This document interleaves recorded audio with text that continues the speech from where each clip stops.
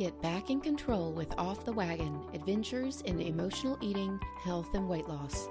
Each episode containing fork-sized mindset tweaks, perspective shifts, and lifestyle hacks to get you back on the wagon.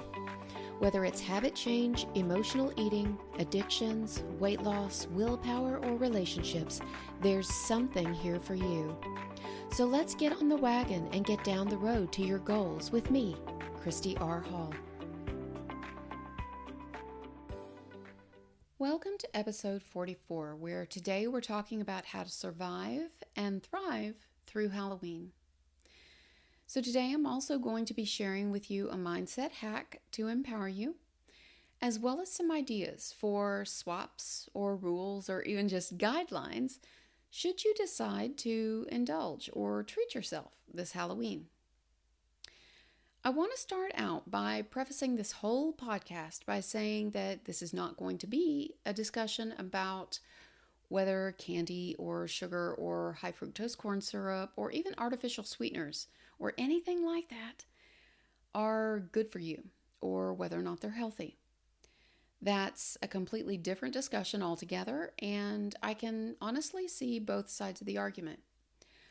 I think that any food may in fact have a place on the spectrum of eating, and that just because it's included on one person's plate doesn't mean that it has a place on your plate, or even my plate. I can understand the folks who say that any sort of candy or sweet is unhealthy and therefore has no place in your diet. But I also understand the folks who think that the occasional indulgence probably isn't going to be that big of a deal. Where you land on that particular argument is really only relevant with respect to making sure that you're in alignment with your decisions, and your decisions are in alignment with your health and wellness goals. In short, do what makes you feel best, physically, emotionally, and psychologically. So with all that being said, for a lot of us, these days, even weeks up to the October 31st, Halloween, signal the beginning of a 3-month-long series of food-filled landmines and stress-inducing outings and gatherings. Beginning as early as September, we're bombarded with fun-sized candies and sweet treats. Our coworkers will entice friendly drive-by conversation with the promise of chocolate. The stores will stack mega bags, still in their shipping cartons, near the entrances to tempt and taunt us. In fact, fall is a time when many an emotional eater may resort to hiding in their offices and using services like Instacart, Peapod, and Walmart's pickup service in order to avoid the sweet ambush of chocolate that silently lies in wait. But even that's not really enough, is it? Even if you don't have children, you may feel pressure from neighbors and friends to dole out handfuls of addiction to every child that rings your doorbell. But worse, if you do have children and allow them to trick-or-treat, they will bring those sugar bombs home by the bucketful, which you, as the good parent, have to then manage to portion and ration out to them in appropriate and healthy amounts, and still make the same healthy and mindful choices for yourself. Needless to say, it can be overwhelming to have those foods around, haunting you like the ghost of Halloween past for days and sometimes weeks on end. So the most extreme solution I've seen for avoiding those whole Halloween candy debacles is not giving out candy at all, and to, for example, give out little notebooks and erasers or stickers.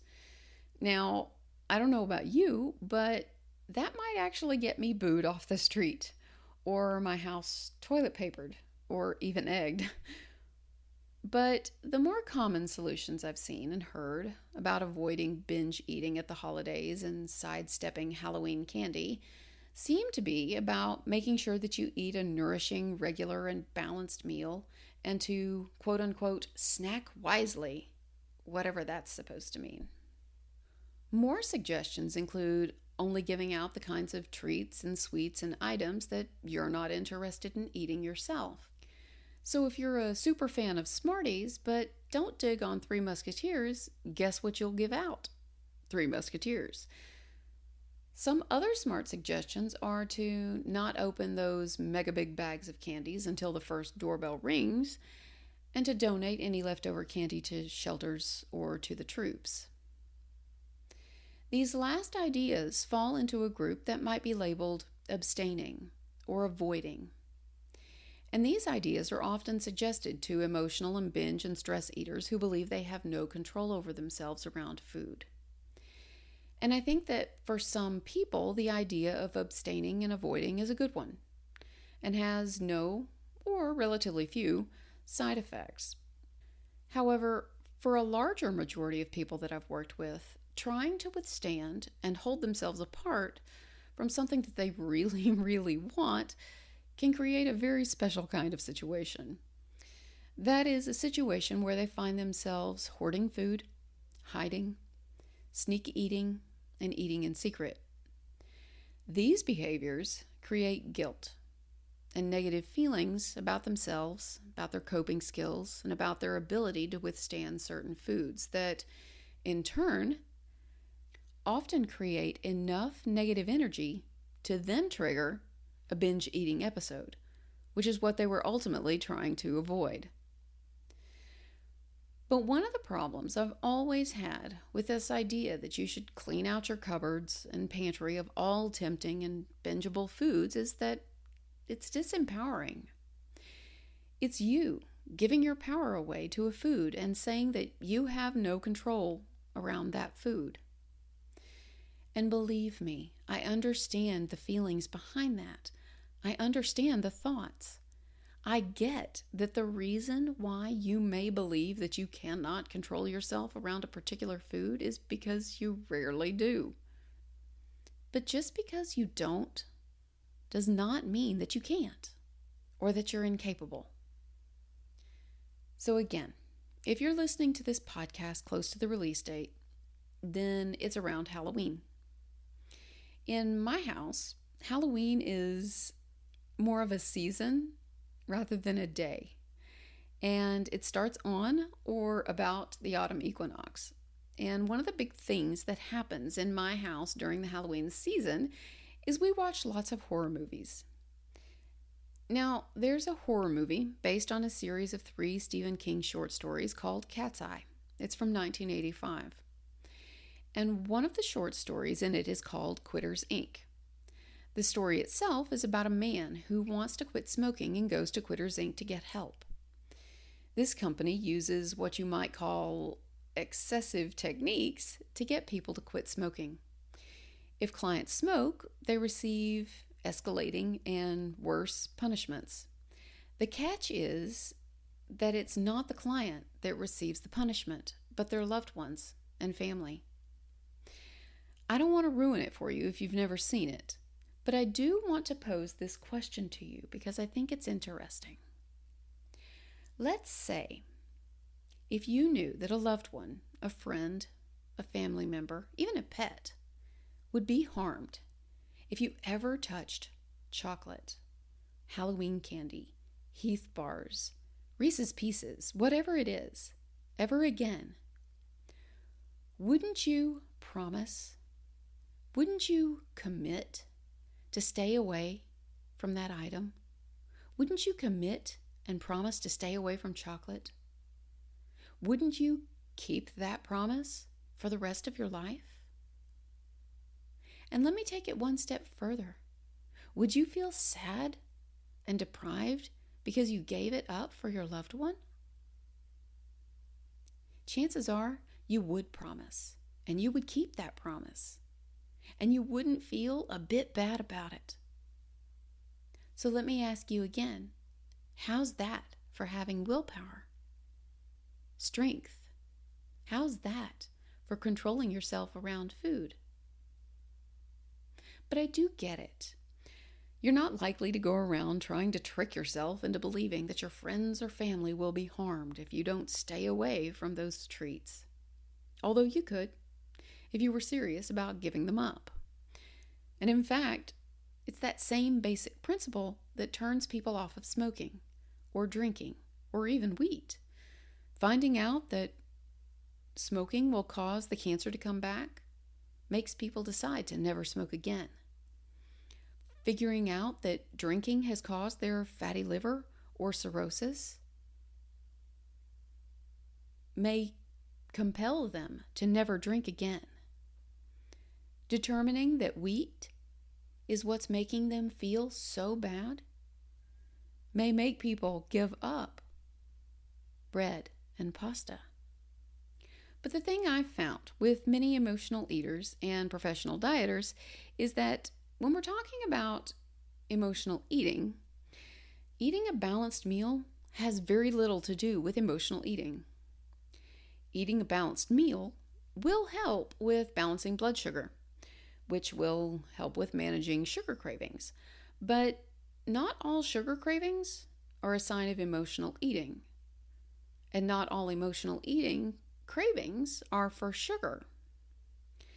And snacking smart, and by this we'll just assume that we're talking about the idea that you should keep a package of almonds or walnuts or something around in your desk or your purse or your car to ensure that you don't have to resort to the vending machine.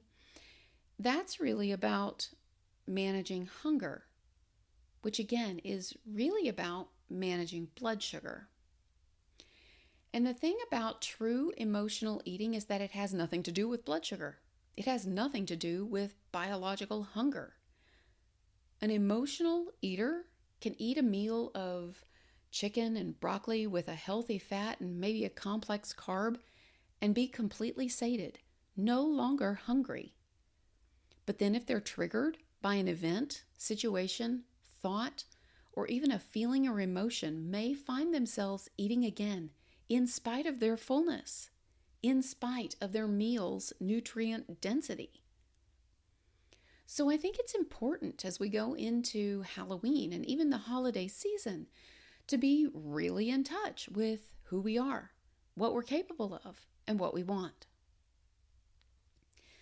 When I say who we are, I mean who we are as eaters. Are you an intuitive eater or a normal eater? Are you living a vegan or sugar-free or even a low-carb or ketogenic lifestyle? What are you trying to accomplish health-wise, emotional eating-wise, weight-wise? Now might be a really good time to sit down and think about what Halloween as a holiday means to you. Why are you attached to it? Do you like getting dressed up or being scared? Do you like decorating and decorations? Do you like giving things out to others? Is it the special occasion of it? Is it that it only comes once a year? When you dive deep, you may find that it's less about the sweet treats and more about something else. When I say really get in touch with what we're capable of, I mean, let's say that you're working on lowering your A1C. A day or 2 or 3 of sugar or chocolate and candy, that's going to set you back in that respect. Are you capable of giving out candy and not eating any? Let's say you're working on your coping skills and have avoided sneak eating for weeks. Will having bags of candy provide you with too much of an opportunity? Are you willing to risk it? And I'll be honest, this one is always hard for my clients, and it's been hard for me too, because we usually want to believe that we are bigger and bolder and stronger than our food issues. If you have or have kept a food diary or journal, now may be a great time to look back over any entries from previous years. Were you able to control yourself effectively, or did you perhaps think you could, only to fall face first into a 3-day binge that set you up for a backslide that lasted well into January? Keep in mind, this isn't about judgment. This is about acknowledgement. It's about working with your weaknesses instead of trying to deny them. And when I say to be in touch with what we want. This is about our long-term goals, what we want for ourselves, health and wellness-wise. Again, if you have a journal or even old emails to friends where you talk about how things were for you then, now would be a good time to go through them and look things over. We've talked about it before. As we gain distance from our pain points and things start to get better, we forget about how bad things really were. Even reviewing any progress you've recently made can help you stay on track. So let's say that when you think about skipping Halloween, abstaining, avoiding the candy and the trick-or-treaters, that you feel left out and deprived. What can you do about that? Well, here are a couple of suggestions that I have and ones that I've used. Suggestion number 1 is when you open up the bags to give to the kids that stop by, take out one piece and set it aside for you. Now you get to decide whether that's one piece per bag or one piece per type or 10 pieces or whatever. But set it aside before you start doling it out. This becomes your trick-or-treat bag of candy. Then you get to choose if you eat it all that night or savor it and dole it out over the next days and weeks ahead. Personally, I think this is a great example to set for the kids. And I've had several clients do something similar with their kids after they got home with fairly good results. Option number 2 is to buy something extra special just for you that you keep until Halloween night. Then, when everyone else is eating their candy, you get to have your extra special whatever it is. Suggestion number 3 is to consider a swap. There are many sugar-free and stevia-sweetened varieties of candies and chocolates out there now. And depending on your sensitivity to sugars or sweeteners, you may be able to have one of these sweet treats without triggering sugar cravings that last for days or even a binge. And option number 4. If you do decide to just eat the Halloween candy, do it. Mindfully, thoughtfully, and most importantly, without guilt. Research shows that when we feel guilty about a food or our food choices, we actually activate our reward centers, which makes it more likely that we will make that poor choice again. Ultimately, though, it's important to point out here that if you find that you're consistently feeling deprived or tempted around Halloween or any of the holidays, that the tips I've shared here are really just a patch or a band-aid. The fix or the solution is to uncover the real cause for why you feel the way you do and resolve it. Then you won't need the swaps or the tips or the tricks. I hope this has been helpful for you today. If you have any comments or questions or just want to share with me your favorite kind of Halloween candy, I would love to talk to you. You can find me on Facebook at fb.me/Coach Christy R. Hall or at my website, www.christyrhall.com. I hope you have a wonderful and healthy and happy Halloween, and I'll talk to you soon.